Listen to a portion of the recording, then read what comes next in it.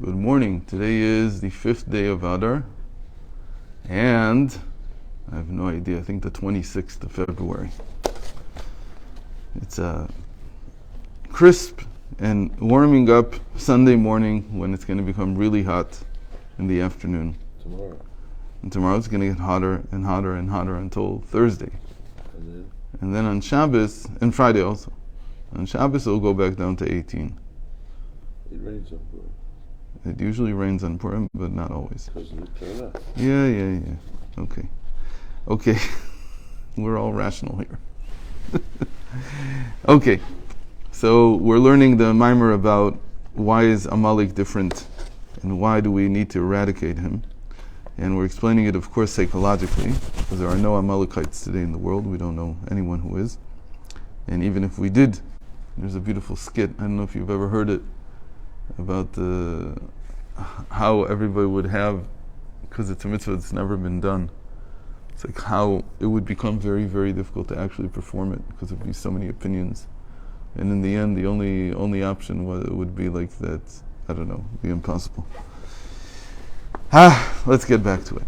So we were talking about the fact that without the heart being a intermediary between the mind and the rest of the body, nothing can get excited. And basically what that means is that the psyche is not connected to the spirit. Meaning that I understand something, but the spirit, which is what enlivens everything, the other way around. The spirit, which is in the mind, can't connect to the animated. The psyche is also called an anima, which animates all the limbs of the body.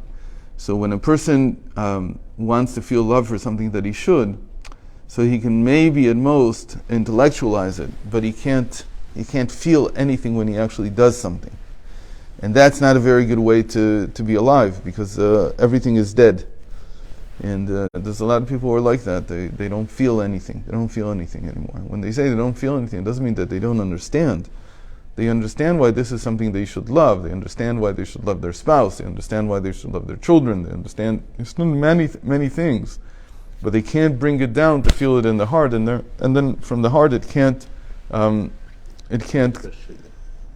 extend out into the limbs. What did you say? Yeah, extend. So we're here on page 84 at the bottom. ויראה מקור שעשה לא תעשה שיראה למרוד. And it seems, the Ava is the source. We stopped in the middle of a sentence, so that's why it happened.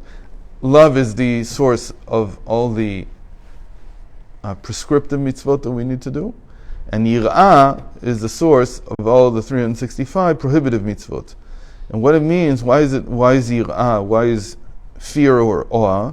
Because the person is afraid or he's in awe of the king. He doesn't want to rebel against him.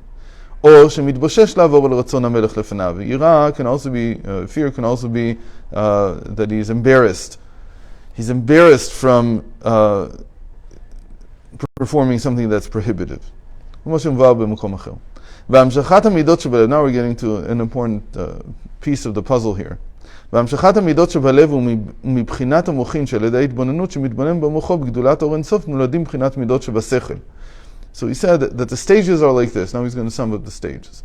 He says the mind is what's connected to the infinite. Now what does it mean it's connected to the infinite? Through contemplation. It's not that the mind itself is infinite. The mind itself is very finite. But it contemplates the infinite. And what does it mean, contemplates the infinite? One of the things you could think about is, what is my life about? And he says, well, if I go through my 70, 80, 90, 100 years, whatever it is, I can see that in a certain sense they're futile. They really don't lead to anything much, because in the end you die. So what was the point? So then he can come to the conclusion that much of humanity has come to before him, which is, I need to do something that will leave a mark. I need to do something that will outlive me, because I can only live so much. So what can I do? So he comes and says, the easiest way to outlive myself is to have children. That's the easiest way. And then he comes and he thinks, but maybe there's other things as well. Maybe I can make a contribution in math or in physics or in something like that. But then he thinks about it and says, math is not a bad idea, but I'm not a mathematician. And other areas, you see that in the end, everything changes every so many years. So all the theories that were old theories, they've been thrown out. Physics especially. At best, you'll become a subset of something that's much greater and nobody will remember you anyway. In other words, you're not going to contribute anything. So the question is, where can I contribute? So from that feeling comes about the Torah and says there is a connection between man and the infinite. There is a connection between man and what's beyond.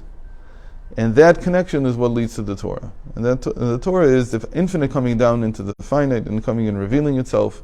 And then, as a result of that, we started reaching out into the infinite and creating the oral tradition. And the oral tradition, even though the basics of it were given already when the infinite came down, now we've developed it much further. And we've gone much, much further based on those same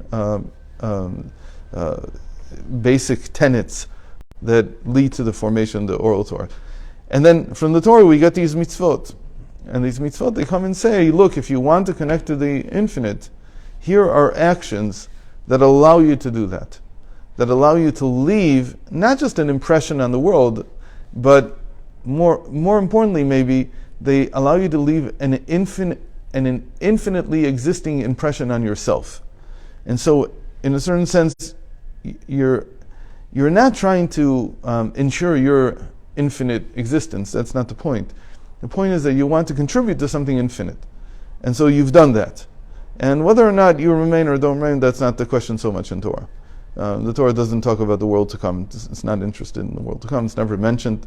Only later the sages say we can extrapolate from a few verses that that's what it's talking about. But in principle, we're not talking about that. We're talking about, can you make a contribution that has the infinite within it? So that's what the mind contemplates. The mind contemplates its finitude, and it seeks to contemplate Torah and to see that there's a way for me to address the infinite, even though if I can't, through my mind, connect to it exactly. So that's the first stage. And that gives birth to midot shebasechel. And that gives that contemplation of the infinite, of my want to go beyond my finite existence. It gives birth, it allows for emotions of the mind to be revealed. And what are these? שעל ידי ההתבוננות שמתבונן במוחו בגדולת אור אינסוף נולדים בחינת מידות שבשכל שהם דחילו וריחימו שכליים. Again, it's this understanding that I should love this and I should hate that. It's like, if I want to lead my life beyond the pale of finite existence, then I need to connect to something different. And I understand this now. Love is what I need to connect to, and fear is what I need to refrain from. So I can't connect to TV and to media and to this and that, because that's going to make me very finite. And I need to connect myself, at least during the free hours that I have during the day, I need to connect myself to something infinite. And so if I understand that is already a new thing in the mind. It's called the emotions within the mind. Why is it emotions? Because again, it's affinity and disparity. I don't want to connect to that. The next stage is, so that was stage number 2. First you contemplate, then you get the emotions within the mind. The next stage is that through the throat is like the image here, you have to get through the throat to get down to the heart. So they go down through the throat and they become the mind of the emotions. Instead of becoming the emotions of the mind, now they become the mind of the emotions. Meaning they begin to be felt in the heart. And what does it mean to be felt? That I see a TV, I cringe. Like, why would I waste my time on this? Especially given all the lies that they say there. I'm not interested in it. It's just not interested. Like, I can't say. I see McDonald's, like, what can I do? You know, most of the McDonald's are not kosher. So it's like I cringe. Like, I don't want to have anything to do with it. That's like an emotion already. It's not intellectual. It's not like it's a feeling. And on the other hand, I have a lot of warmth. I see this library here, and right when I see it, I'm attracted. Right away, I'm like, oh, I could spend some hours here. I could do something here. That's already emotions, but it's the mind of the emotions. Why? Because it's not yet affecting my behavior. It's just whether how I resonate with this. Like, how does this cause me to feel? No, it's not bichitzonius. It's more pnimi, actually. Because it's still, when we say the mind of the emotions, what we mean, the chabad of the chagat, what we mean to say is that it's still intellectualized in the sense that it's not yet causing me to actually feel something. Meaning, when I sit here and I learn, so I begin to feel the burning. And the whole point of learning Torah is you're supposed to learn it be'ima, v'ira, v'retatu, v'ziyah. V'retatu, v'ziyah means that your body's moving, right? There's be'ima, v'ira. Eima and ira mean fear and trepidation, let's call it like that. Those are the mochin shebamidot. Those are still, eima v'ira, it's like something that you understand. Maybe there are even emotions already. But it hasn't translated into retet v'ziyah. It hasn't translated yet into shivering and to sweating. The shivering and the sweating is because I already feel it emotionally, you're burning. There's something going on, like you see that I get into it, right? And I begin to explain. That's why the sages always said that you're either learning with someone or you're dead. O chavruta o mituta. Why? Because you can't become excited. You can't feel the excitement of working on Torah. You're not energized until you're in an exchange with someone else. Why is that? Because the midos, they can't come out unless you have another individual. As opposed to the mind, if I just want to think about something, so another person just bothers me. I don't want to hear what you have to say. I want to think about it, right? But if we're talking about, I want to feel the sweat, I want to feel I want to feel the energy, I have to have someone else, because that's what midos are. Midos are ora me'ir lazulat. It's light that only comes out when there's someone else for it to come out towards. So if I want to not just be excited about it intellectually, but I want to be excited about it physically, I want to feel, I want to move my hands, almost nobody sits, right, and learns a book, and he's like, oh, that's weird. I'm not saying there's nobody. There are people who are so into it that it's like they're talking to someone else. But most people, when they read a book, if I would just read, when I read this mimer, last Motzei Shabbos, I prepared it. I wasn't excited about it. I mean, I intellectualized it, understood it. Here I'll say this, here I'll say this. I prepared it. But it's not like when I'm speaking to you. It's a completely different world, right? If I would just be speaking to the camera even, and I wouldn't see someone else there, that would be the mochin shebamidot. Then maybe that's a good mashal. That if I'm just talking to the camera without you being here, like another human being, another person, so I could get to some excitement, but it wouldn't come out the same way. But when I see you, then the energy begins to flow out. Because that's the nature of the midos. So mochin shebamidot, a good analogy is I would be talking to a camera. I would be talking to a teleprompter, something like that. It's hard to act and make it look like it's something really serious or whatever. Okay? So that's the third stage. עד שגם בליבו יתפעל בבחינת מידות אהבה ויראה במורגש. ואז ממילא מתפשט החיות באיברים שהם רמ"ח מצוות עשה ושסה. So then the fourth level is that it does become excitement, like we just explained. רטטו וזייה.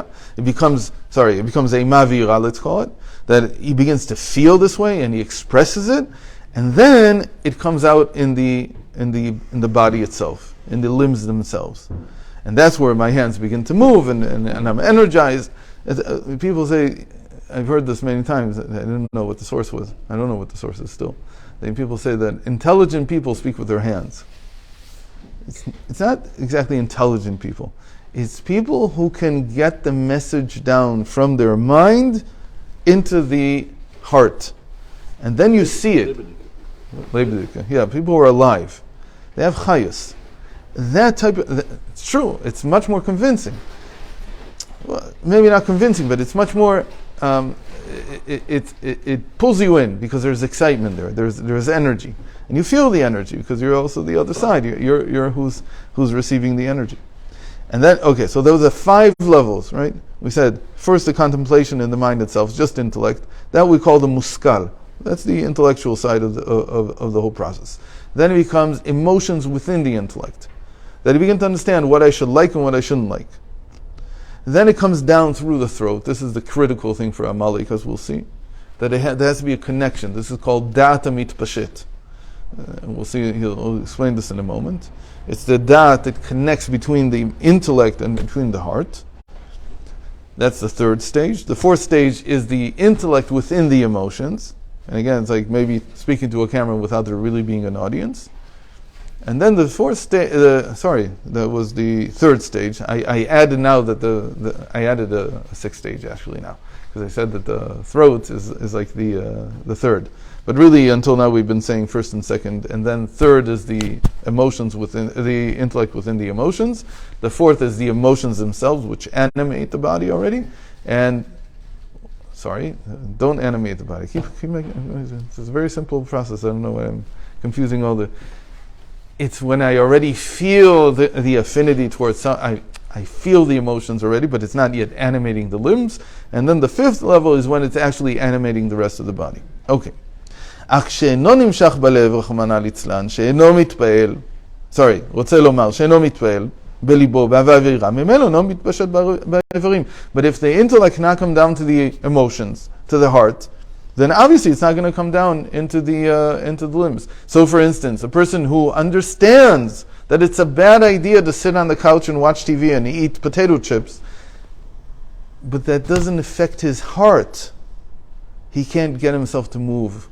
He can't get himself to stop. The same thing. If my heart is not in it, I can't follow through with action. The actions are not there.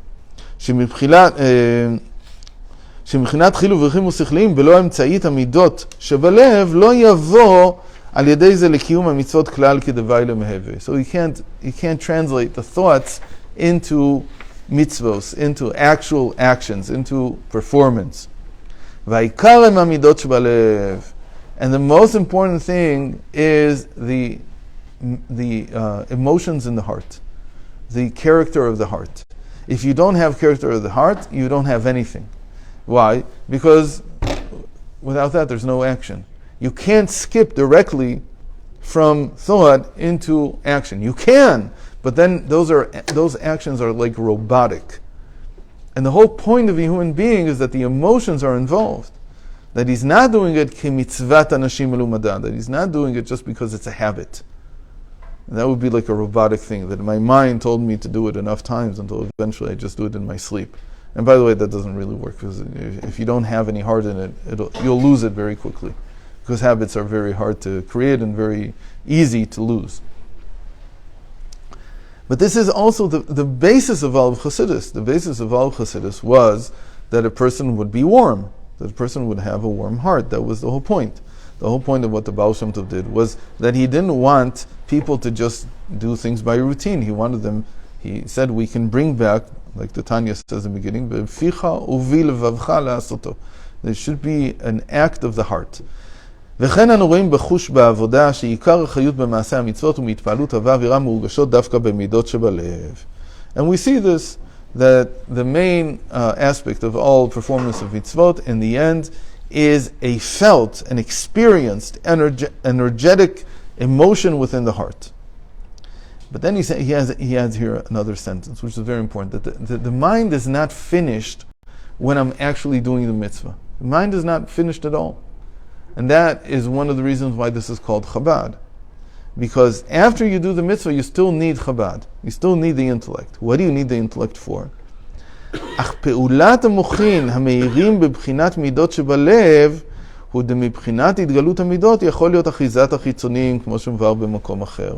ופעולת המוחין המאירים במידות הוא שלא יהיה נקראת החיצוניים. It says something that's very, very basic in all of Chabad philosophy. When a person is very energetic and very excited, so he can lose his composure. That's one thing. But worse than that, he can begin to feel himself. Why is it good to be energetic and animated? Because you begin to feel yourself. Oh, that's why people like to get angry. They enjoy anger. Why do you enjoy anger? Because now I feel myself. I feel my existence. I feel that I'm something. If you're indifferent and cold, you also are like without existence. Like you don't really know that you're a being in the world. You might as well just be a brain in a vat. You're like nothing. The energy that comes from hormones circulating through the body, and you're feeling the warmth and the heat, that gives you a sense of being, and it's liberating. People who go, that's why in German they have this word Schadenfreude, which means the joy that you get from breaking something. That's why people break cups and dishes at home, to show that they exist. They feel alive. They suddenly feel that's the chayas. That's the guy who's speaking with his hands. That's chayas. But if you take it in the wrong way, it becomes a feeling of self. And if you continue with this, even when you're learning Torah, the excitement, the animation, can become a feeling of self. And that Chabad wants to stop. How do you stop this? So there's a principle. It says, Yesod Abba Aruch, that the foundation of the father principle, of the chokhmah, of the wisdom, is long. What does that mean? It means that why do you need to have a father and a mother? This is also for families. Why is it such a big deal when a parent dies, if it's the father? Because there's nothing to cover up your existence from yourself. Now, this is you have to think about this graphically in a certain sense. It's like a graphic metaphor that the Arizal gives. He says the mother and father together give birth to the emotions. The mother and the father are the intellect. Right? The right side of the intellect, the left side of the intellect, they give birth to the emotions. So they're what we were talking about before, about the mind contemplating and then emotions being born through the throat and so on and reaching the heart. But they don't finish their job then. Parents don't just give birth to children and then say, okay, now go fend for yourself. They raise them. The difference, though, he says, is that the foundation, meaning the extension of the mother, is short, but the extension of the father is long. What do we mean by that? We don't mean about how much of a connection they have to the children. We're saying about how much can they cloak the children's existence from themselves.